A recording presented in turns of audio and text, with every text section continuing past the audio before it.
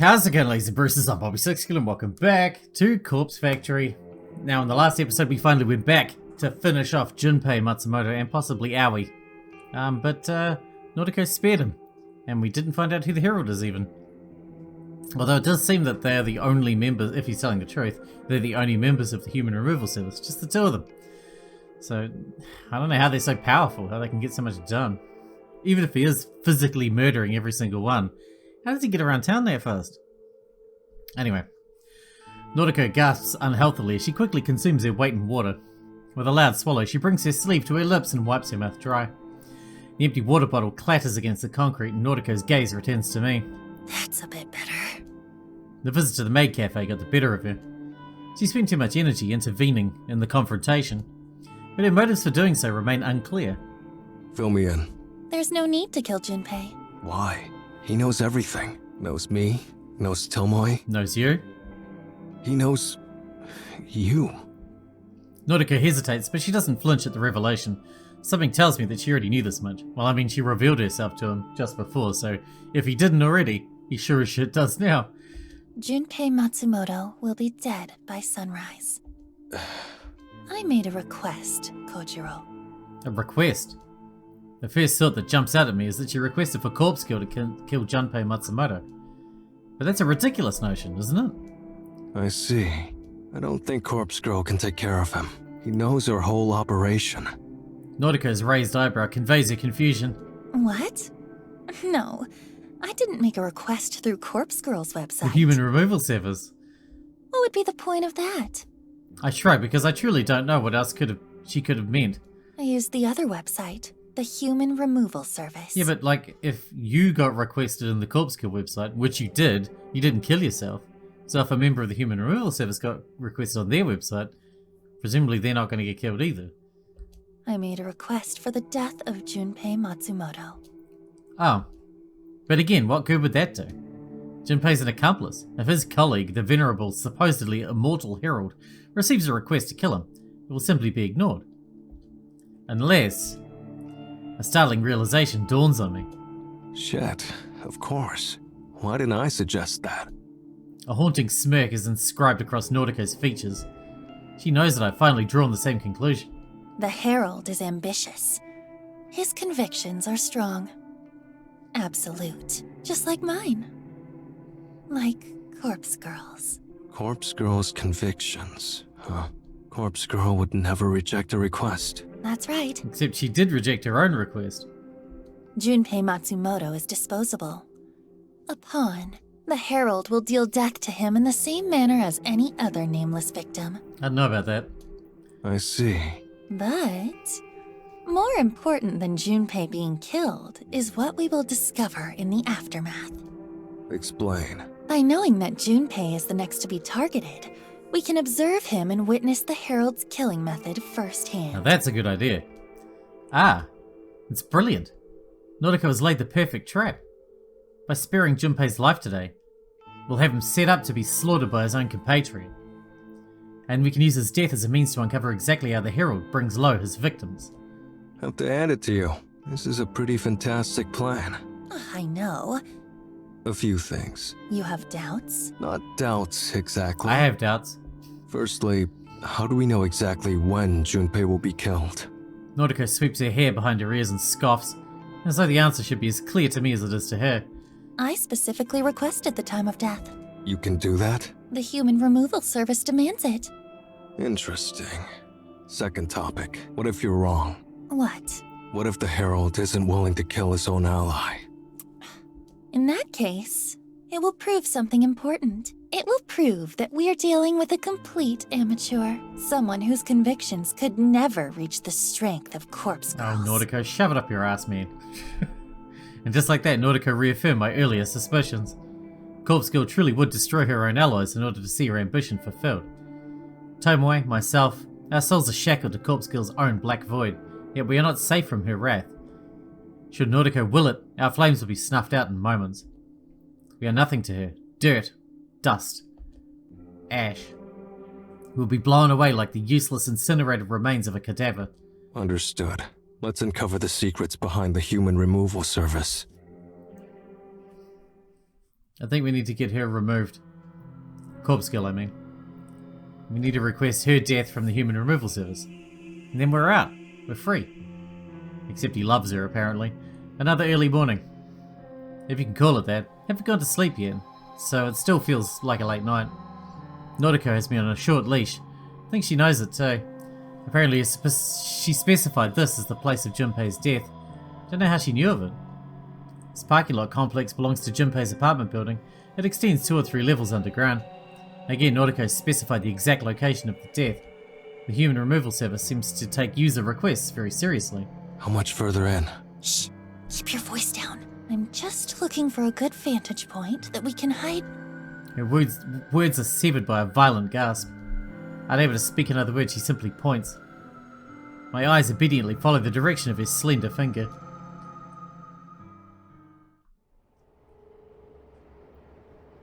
Hello, Mr. Human Removal Service. Disappointing. Missed the main event. Junpei Matsumoto is already dead. That's a woman. Okay. It's Aoi, right? Hear me out. It's Aoi. That's why they're together. That's why Junpei and Aoi were together. Right? Aoi has the same sort of mental problems that Noriko has. They're together because she's the herald and he was her underling. The relationship was a cover. That's my opinion. That's my thoughts. That's Aoi. It's got it. Look at the figure. It's obviously a woman. I mean, it's in a skirt as well, right? But it's small, slender, like Aoi, little. Junpei Matsumoto was already dead. He's floating in a sea of his own lifeblood. Vicious stab wounds practically glow red along his back. After examining his remains, I turn my attention to the less interesting figure standing motionless beside him. You. The masked stranger looks like the villain from a B-rated slasher film. He's covered from head to toe in dark clothing, a zipped-up jacket with extra-long sleeves, a hood, a skirt. The cut of the figure's clothes combined with his physique gives me the impression that he may in fact be female. Is this the herald we've been searching for? The bloody corpse at her feet would suggest that it is so. That mask. The mask? It's simple, white, probably porcelain. It's reminiscent of something, some fictional character or maybe some film villain after all. The herald still hasn't moved. She's as still as a statue, gaze vacant, her eyes impossible to discern behind the mask. Are you the herald? For the first time the figure moves. It's a startling, jerky motion like a mannequin or a puppet being pulled by strings. Her head cocks to the side and she seems to notice our presence for the first time. But an answer to Noriko's question is not forthcoming. I step up to the plate. You really immortal? The herald doesn't react to my voice like she reacted to Noriko's. She's returned to a stiff, doll-like state. Pretty easy to prove if someone or something is immortal, and I've always had a curious mind. I draw the knife from my pocket and launch it at the mannequin. The blade embeds itself in the thing's shoulder, and she doesn't so much as flinch as a trickle of blood pulls around the shining steel. Ah, Mr. Hart. Kojiro, why did you do that? I shrug and take a step toward the herald before Noriko tugs at my coat and holds me back. She takes my place and puts herself between me and the herald. Tell us who you are. We deserve to know that much. Something in Noriko's words, the sound of her voice, or the tone of her plea causes the herald to move once more in acknowledgement. But the motion this time is quick, fast, calculated. The herald moves a sleeved hand to withdraw the knife from her shoulder, and she allows the blade to drop down to the concrete ground with a dull ting. Before the knife has hit the ground, the herald turns her back on us and breaks into a sprint. Shit, not cut out to chase her. Don't bother. We won't catch up. The herald disappears into the darkness of the parking lot. We're left standing by the corpse of Junpei Matsumoto. Well, we didn't see the killing, but at least the request was granted. She's right. Her gambit paid off. The herald killed her own ally. She's proven her convictions are strong. I crouch down to examine Junpei's corpse, but it's hard to get a good look in the darkness. Regardless, it's clear that the dog is dead. Should we leave the body? Going to send a text. Huh? Who are you messaging? See if I can pull a few strings.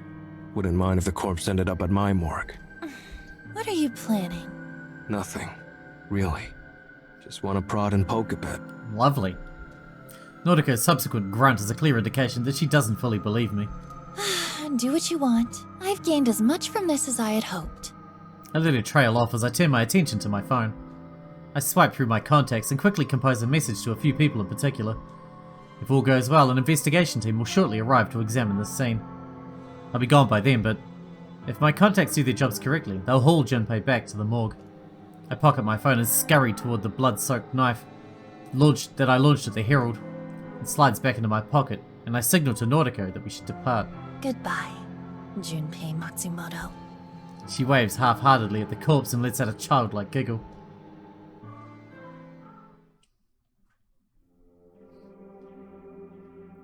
A scant few hours sleep didn't offer much in the way of refreshment. I have to be at the morgue again in an hour. Not that there's much to do there since the place was robbed. Perhaps a few more cadavers will have arrived. Perhaps Junpei Matsumoto's corpse will be there. I should take this opportunity to take a breath. Been a while since life slowed down like this. No requests coming through for corpse girl, no bodies to haul around town with Tomoe, no cadavers to catalogue at the morgue. Life should be good. I'm still alone, and Nautico may decide to discard me at any moment. Why does that make me want her more? Because you're fucked in the head, my man. Do I want to prove my worth, my value? Prove to her that I'm worth keeping around? Obviously nothing will do that. Dunno. Doesn't matter in the long run. After brewing myself a cup of coffee using the French press Tomoe gifted me, I take a seat in my chair. Sitting alone in the darkness is somewhat depressing. But it's only temporary. I won't be alone forever. Soon Nautico will sit here with me. We'll be together in the darkness. I'll make her see my worth. I'll make her love me the way I love her. I'll make her fill the void that Shizuko left in my life. I'll make her treat the gnawing pain in my insides. I'll make her save me from falling into despair, from falling into old habits. Nautico will save me from myself, just like Shizuko once did. I take a sip of my coffee. It's still a little hot and it scalds the gap in my mouth where my tooth once was. It hurts. But I'll be okay. Soon.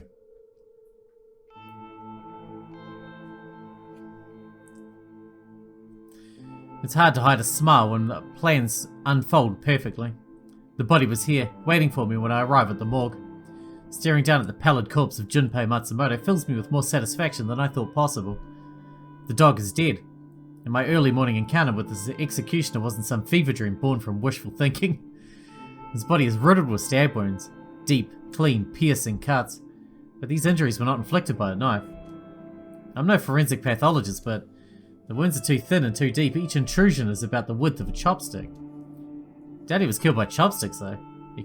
You can never rule out everything. My gaze pans down his body, looking for anything of interest. The rest of his form looks ordinary. Nothing to note. I'll unzip the bag for now, and return him to his allocated cold chamber. Might take him out once in a while to have a laugh. As I raise the zipper covering his legs and groin, I have to shift his arms to fit them within the HRP.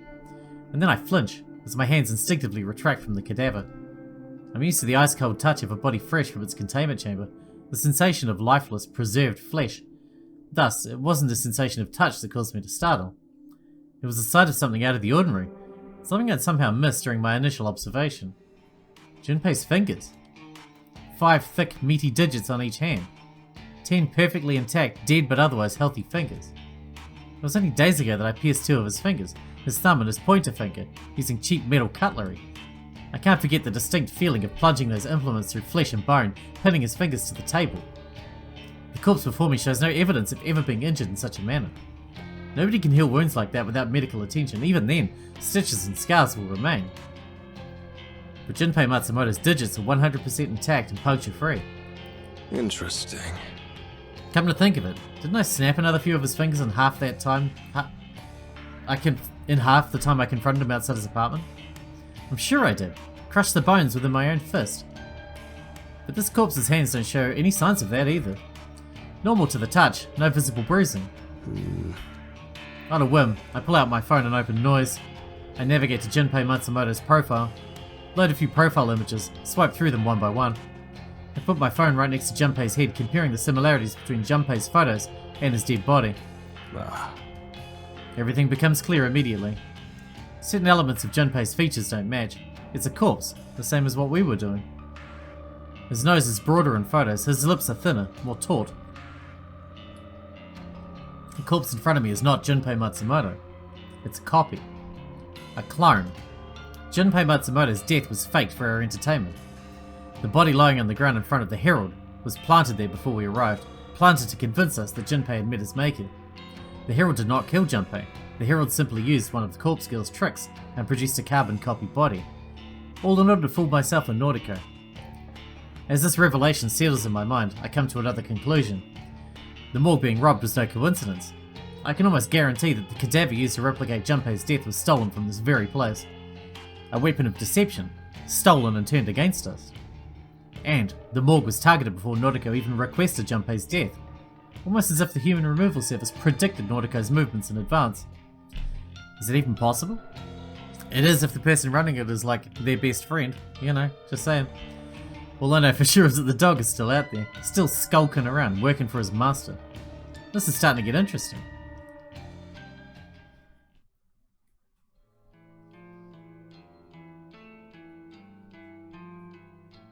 Okay, I think I'm up to date. I guess it was a good thing you decided to prod and poke Junpei's corpse, as you put it. Guess so.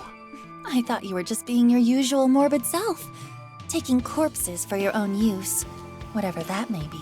Don't know what to tell you. Well, I'm glad you acted, faking Junpei's death. What's their end goal? What did they really accomplish by pulling such a stunt? There's a million possible answers to that question. Can't know the real truth. Not yet. Obvious answer would be that they wanted to deceive us, make us think we have the upper hand. I came to the same conclusion. They think they've fooled us, but we know better. Can we use that to our advantage? Don't know. Sometimes you're helpful, and other times you're just... What? Never mind. Okay. It irritates her when I withhold my thoughts. Sometimes I act like this just to elicit a reaction from her. She's cute when she's pissed off. I don't know what we should do next. She's scary when she's pissed off. We're kind of at a dead end, right? Kind of. Corpse Girl's website has gone silent. No one is requesting deaths anymore. But if I'm to believe the news, there are still dozens of people being killed all around the city, which means the human removal service is still as active as ever. Don't beat yourself up. Don't have any cadavers at the morgue anyway. Can't exactly fulfill any requests. True. You could do it with the photos like the old days. She sighs and rubs her eyes. Despite her tired, exhausted appearance, she's dealing with recent events rather well. For Nautico, at any rate. Can you let me know when the morgue starts filling up again? Sure. I mean, with the human removal service out there murdering people, it should fill up pretty quickly, right? Hang on. There is one body there. Fake Junpei. Yeah. Not much use, though, I suppose. No, not really. Keep me updated. Okay. She rubs her eyes again and tries to hold back a yawn. You look wrecked. Sorry.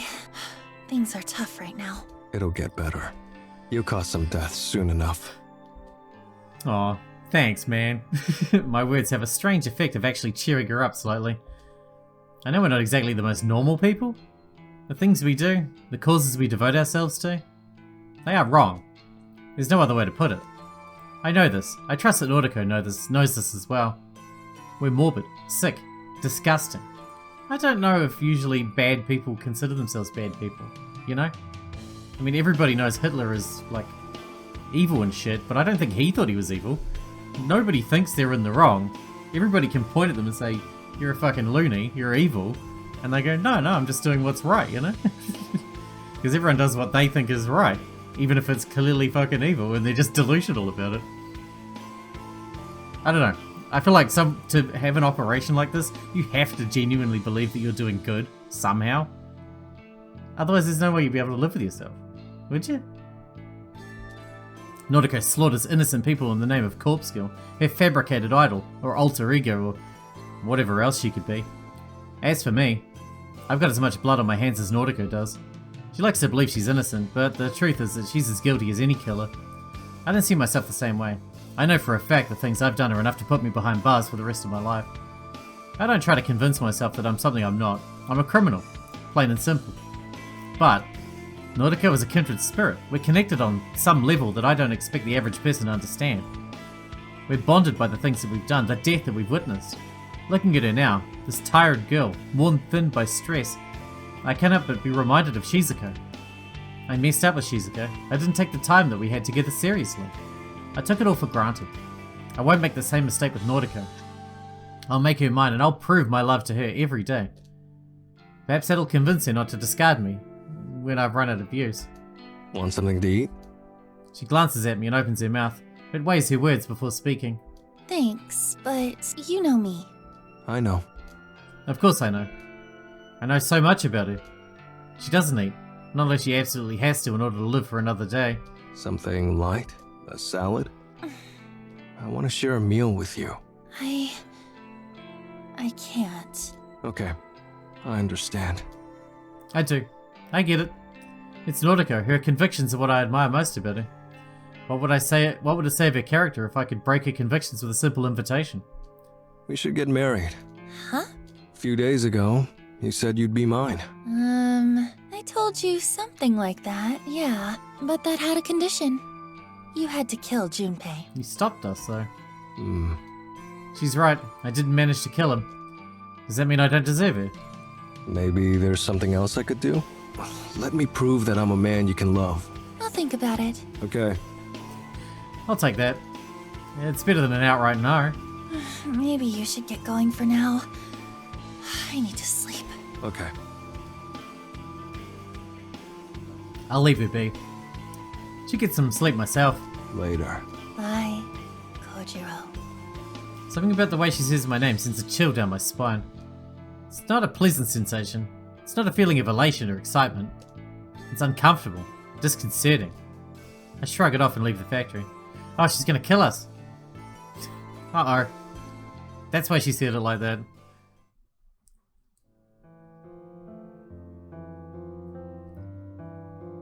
What's happening?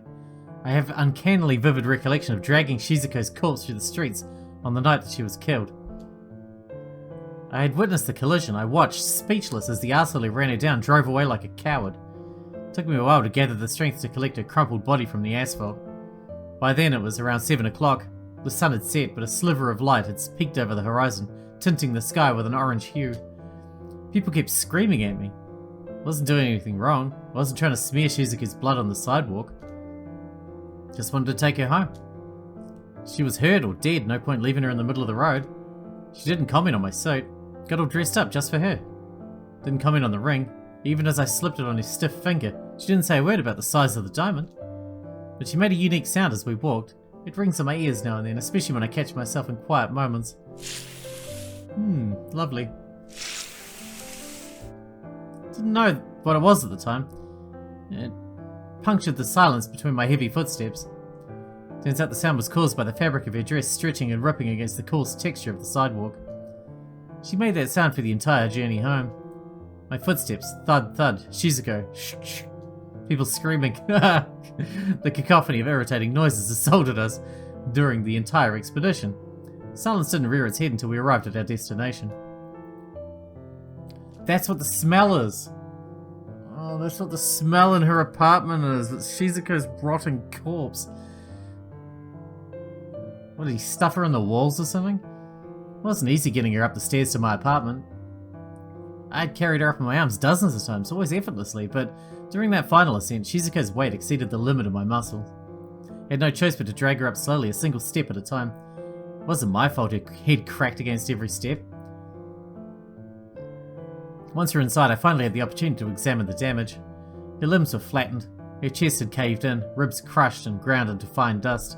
Remarkably, her beautiful face remained unmarred. She looked at peace, despite having died in pure agony not long before. And that was the last time I kissed her. I planted my lips on hers and found comfort in the slight warmth that still remained. And then I closed her eyes. And shoved her in the wall. My memory of that event is so clear that thinking about it feels like I'm reliving it again for the first time. The pain hasn't dulled, but I'm glad I don't live in that apartment anymore. Climbing those steps every day would only serve to remind me of dragging Shizuko behind me. I cut myself free from the chains that shackled me to her, but I can never destroy the memories. I think they'll haunt me to the end of my days. Perhaps that's why I'm so desperate to fill the void that she left in my life. I'm desperate to distract myself with the love from another. And yet, at that time, I didn't want to let her go. I wanted to hold her cold, lifeless corpse to my body and simply waste away so I could join her in the afterlife. In fact, I was so attached to her corpse that I did something I'd never done before. Not once. In all my history of toying with dead bodies, I decided to keep it.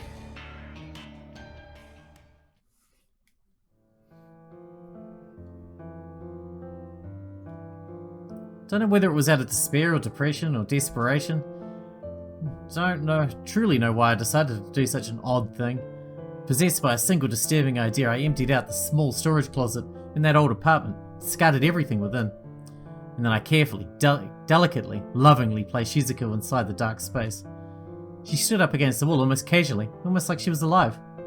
I held her in place with some rope fastened to the wall, a loop around her neck and a few bindings around her waist. She sagged a little, but it wasn't overly noticeable. There, Sixkilla stood before me. Though her gaze was lowered, I could almost fool myself into thinking she wanted to greet me. Or she wanted to simply say goodbye. Goodbye. Something I'd never considered saying to her. But I knew it was time. Time to say goodbye to her. And to say goodbye to myself. The me that shared a life with her. The me that lived in shame of the things I'd done. Into that small storage room I piled the evidence of my guilt. All the macabre and sickening paraphernalia I'd collected over the years. Found a new home within that dark space. Photos of corpses, tomes written about embalming and mummification, countless books by Nobel Sinclair, that author I held so dearly to my heart. Everything and everyone that made up Curator found itself inside that room.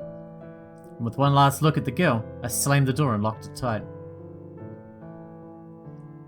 The ceremonial act of locking away everything I once loved had a cathartic effect.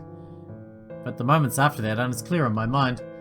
I know that I sealed up the room and concealed the door, but I don't recall the effort that went into doing so. I know that I decided to leave the apartment behind, but I don't recall talking to the landlord. I know that I tried to move on from being the person I once was, but I don't know how much I truly changed. Well, you're clearly still fucked in the head, so not that much, I guess. Because just over a year later, I'm still in this world, taking part in truly disturbing acts. I'm still obsessed with the dead. And I'm still fawning over Nordico. Maybe people can't change after all. Maybe I've been fooling myself all this time into thinking that I'm different now. But I'm not. I'm the same as I always was. I'm still just Curator. Maybe that's okay. No, I don't think it is. You should probably stop that. I know people say just be yourself, but in your case I think we'll make an exception. Some good news for you. Really? What is it? We got lots of corpses again, I assume. A few new cadavers were in the morgue when I arrived tonight. Ah! Also, I was thinking... What about? Something funny. We went to such lengths to make sure we didn't get caught stealing cadavers from here. And? Well, it's amusing that the entire place was ransacked by the human removal service, but no one ever investigated. No one here seemed to really care. We tried so hard to cover our tracks, being careful about every single corpse we lifted. Then those assholes just waltzed in and stole everything without any repercussions. Yeah. It makes me sick. I want to bring them down. Yeah. Anyway, how many bodies came in today? 4. Not a great deal, but a start. Give it a week or two, and this place should be packed once more. Okay, good. Thanks for letting me know. Of course. See you. Later. Since I've already catalogued the new arrivals, I figure I could relax for the rest of my shift. I plant myself on the uncomfortable steel chair parked near the morgue's entryway. A few moments later, I'm lost within the flashing lights from my phone's screen. Don't know how long I zoned out for, but when I came to, Nautico's name is emblazoned across my screen. Strange for her to call me now, since we spoke just before. Yo. You're not going to believe this. Try me. Somebody requested a death! Ah, that explains the excitement in her voice. Congrats. It's been a while. It's been far too long. I thought we were done for. I thought Corpse Girl's website had fallen into obscurity. Happy for you. Kojiro, we can't let this slip through our fingers. We need a victory here. This new request has to be fulfilled immediately. I want this victim to die with a bang. I want his death to propel Corpse Girl's name back into the limelight. Roger. Awaiting your orders. I'm sending you the Vic's photo. Get me a corpse that matches his appearance, just like usual. Only got a handful of bodies here, remember? Going to be a long shot. Do whatever the fuck you have to do. Her icy cold command leaves no room to be misinterpreted. Copy that. The call ends and I immediately receive a message from Nautico. Opening it up reveals the photo of the corpse girl's latest victim. Male, mid-30s or so, fairly unremarkable guy. Let's see what bodies are in stock. I heave myself off the steel chair and log into the morgue's computer. Scanning through the inventory only takes a few seconds. There are 5 cadavers here in total, the 4 that arrived today plus the Junpei Matsumoto look-alike. Looking through the details reveals that of the 5, 3 are female and 2 are male. I immediately rule out using Junpei look-alike corpse for this request. It's a heavy-set body and doesn't match the victim at all. I need to take a look at the other male, but I don't like the odds of finding a match. I navigate to the cold chambers and open up the cache housing the corpse in question. The cold air spewing forth from the open compartment fogs up my glasses. I calmly remove them, wipe them against my coat, and return them to their rightful place. After unzipping the body bag, I met with the face of death. A sight that I've become more than accustomed to after many long years working here. This guy is just as average looking as Corpse Girl's victim. Seems like the type of person you wouldn't notice in a crowd. He'd simply be a blur against a sea of bodies. Might be exactly what we need. I compare his features to those of the victim in the photo. He looks similar. Couldn't exactly mistake him for a relative, but maybe with a bit of Nautico's makeup handiwork, he might pass off as a close enough copy. Only one problem. Unzipping the body bag further reveals that this guy only has one arm. His left arm has been severed just below the elbow, leaving a surgical stump. It's something that he's clearly lived with for years because the area in question is clean. Probably had a prosthetic limb before being moved to the morgue. This particular feature is a deal breaker. Too hard to convince the victim that his own corpse, if it's missing a limb. Although, perhaps Nautico could factor the missing limb into the cause of death. If I bloodied the stump a bit, it could be made to look like he lost an arm before he died. I reach for my phone and call Nautico back, getting sick of the chit-chat. You find a suitable corpse? Almost. Got a guy about the same age and build. Plain face. Needs some work, but could do the job. Great! I'll send Tomoe over with the van right away. Just one thing. What? The body is missing an arm. Oh, that is a problem. Yeah. Can you edit the corpse photo so that the victim is missing an arm? Make it look like it got chopped off before he died. That way, when he receives the actual corpse, he'll be expecting a missing limb. No. No? I'm already in the middle of making the photo. I'm not changing it now. Well, you're out of luck with the body then. Then I don't know what to tell you. Don't have any other suitable bodies. Make it work, Kojiro. That venomous tone again. What can I do? Not going to roam the street and kill someone that looks like the Vic. Come up with something else then. Hell, chop your own arm off and attach it to the corpse. I don't care what you do, but I need the body within the hour. If you let me down, I'll never be with you. Our relationship is tied to Corpse Girl's fate. She's too lazy to change the fucking photo. Just change the photo, dipshit. If you let her down, you'll let me down. And I don't like being let down. My phone beeps twice as if to protest Nautico's abruptly ending the call. Fantastic. She likes backing me into corners. What am I supposed to do? It's clear that she doesn't really have any intention of being with me. She's using me, dangling the promise of something I desire right in front of me. And yet, I need to have her. I need to prove to her that she should be with me. I lower my glasses and gently rub my brow with my fingers. Shit. I've got an idea, but I can't believe I'm about to do this. I slide my glasses back up and adjust them so they're comfortable once more. I fetch the mobile mortuary lift and angle it underneath the tray protruding from the open cold chamber. With a great deal of effort, I detach the tray from the chamber. It rests upon the top of the mortuary lift, allowing me to wheel the corpse across the morgue. After pushing it halfway across the open room, I let the wheels come to a stop directly underneath one of the ceiling's glaring fluorescent lights. With that done, I turn and rummage around in the cabinet. I sort through a number of tools until I find what I'm looking for. Clutching the sterile implement in a shaking hand, I return to the corpse laying atop the steel tray. I roll up the sleeves of my coat. For Noriko. Here goes. Really? Could you just take the fake Junpei's arm? And attach that to the body? No? Okay. No it is. When the metal bone saw digs into the soft flesh of my arm, I have to grit my teeth to refrain from screaming. I angle the blade so it cuts away from the elbow. I need to leave that intact. The cutting process is pure agony. To prevent myself from passing out, I keep my breathing steady and try to focus on something simple. something my brain can handle, while aflame with pain. I begin to count. 1, 2, 3. I count the seconds that it takes for the jagged metal saw to reach bone. 15, 16. Still just flesh and muscle and blood spurting down my coat. 20, 21. I think I reached sinew after 24 seconds, but it's hard to tell because there's a terrible numbness that is somehow worse than the original searing agony. My fingers clutching the saw begin to slip due to perspiration. It's getting harder to even hold the tool. After some 32 odd seconds, the saw hits the bone. I slide it back and forth, cutting into dense matter with as much strength as my failing body can muster. Vomit and drool have soaked the front of my coat and begin to smear together with the blood.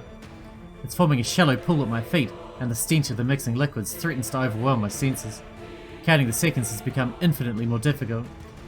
43, 44, 4, 30... Was it 21 seconds so far? No, it's been longer than that. It has to have been a minute by now. I've been sawing into my own arm for a full minute. But the blade still hasn't cut through all of the bone. Don't recall when I fell to my knees. Don't recall when I stood back up. Don't recall running my slimy fingers through my hair, or when flecks of blood spattered against my glasses, or when my bladder relieved itself. Don't even recall why I'm doing this. Is it for Shizuko? Is it because I love her? No. Nautico. It's for Nautico. Actually, it's for Corpse Girl. I have to prove I'm worthy of her. I have to be loved by her. There's nothing else for me. 97, 98. As my count reaches 99 seconds, my right arm falls to the wet tiled floor, flopping like a dead fish against the deck of a boat. I let out a groan of what can only be called relief, and I slump in on myself, resting in the pool of foul liquid. My vision is blurry, my breathing is ragged. The sane part of my consciousness knows that I need to treat my wound. I need to apply a tourniquet or cauterize the damage, or I'm just going to bleed out and die on the floor of my own morgue. But a quiet voice in my mind, the very same one that drove me to such an extreme measure, urges me to finish my work. Getting to my feet is a struggle. I try to push myself up off the ground using both arms, but of course, I fall flat on my face and my right arm fails to react to my mental instructions. I think the lenses in my glasses smashed against the tiles because my eyes seem to be bleeding now. A second attempt at pushing off the ground is more successful. My left arm is somehow strong enough to hoist my barely responsive body. I sway and stagger around aimlessly before collecting myself enough to attempt to fish my severed arm off the ground. Luckily, I managed to grasp the blood and vomit-soaked wrist of my former limb with my one good hand. I drag myself toward the mortuary lift that holds aloft the corpse I need to attach my arm to. But I didn't think this through. I don't really know how to attach a severed limb. I bludgeon the corpse's stump with my useless arm, trying to find some point of connection that will magically fuse the limb to the corpse. It's hopeless. And as I madly flail the arm around, I can't help but laugh at the whole situation. Of course I can't attach my arm to this corpse. The corpse is missing its left arm. I cut off my right arm. Good one. I throw my useless detached arm behind me and rest my weary body against the mortuary lift. Accompanying my laughter is the laughter of somebody else nearby. I have to listen really intently to confirm that I'm not just hallucinating. But I'm certain that somebody just walked into my line of vision, even if they're nothing but a dark, blurred silhouette. Yo, bro, you don't look so hot. Junpei. What'd you do, cut off your own arm? I know the voice, but I can't place it right now. It's not my own voice. It's not my voice, and it's not Nautico's voice. Want me to take the pain away? Yes, please. I'd give anything to remove the pain. I can't voice my consent, my mouth is dry, my jaw locked in place. Here, nothing a little fire can't fix. The figure comes closer. He smells foul, like a dog that is bathed in gasoline. A dog. The heavyset figure that I now assume is Junpei Matsumoto is crouched over me. The smell of gasoline intensifies as he pours some sort of cold liquid all over my clothes. Pity I gotta light this place up. But you guys didn't get the hint when we stole all of your corpses. Well, you ain't gonna be nothing without your precious morgue. And Corpse Girl is gonna wither away without her right-hand man. Right hand. Get it, Kojimbo? The way he deliberately mispronounces my name really bothers me. It bothers me so much that the anger boiling inside me gives me the strength to open my mouth once more. It's Kojiro. Sure, bro. Sleep tight. The dog lifts his body and disappears into oblivion beyond my sight. The unmistakable sound of a match being struck should fill me with panic, but I feel strangely calm. Warm, glowing tendrils of flame flicker around the outskirts of my vision. Fire. The entire morgue is alight. The acrid smell of smoke quickly covers up the odor of gasoline. Fire. I lost my family to fire so many years ago. Maybe it's fitting that I should perish in the same way. Fire. I hate fire. I hate it and fear it. Fire. It's everywhere, surrounding me. The sickening stench of burning flesh permeates my nostrils, and I realize that it's the smell of my severed arm being incinerated behind me. Fire. I close my eyes. Really sleepy right now. Lost a lot of blood after all. Sorry, Noriko. Sorry I loved you. Should be. It was definitely a mistake. Alright, we gotta wrap this one up because we're out of time for today, but holy shit. You know what? When she said, I know he supposedly loves her and everything, which drove him to do it, but she's such a fucking dick, man. Couldn't she just change the photo? If she'd said that to me, like, cut off your own arm if you have to, I'd go over there and cut her fucking arm off and attach it to the corpse. I guess we're playing his time away now? Is that what's happening?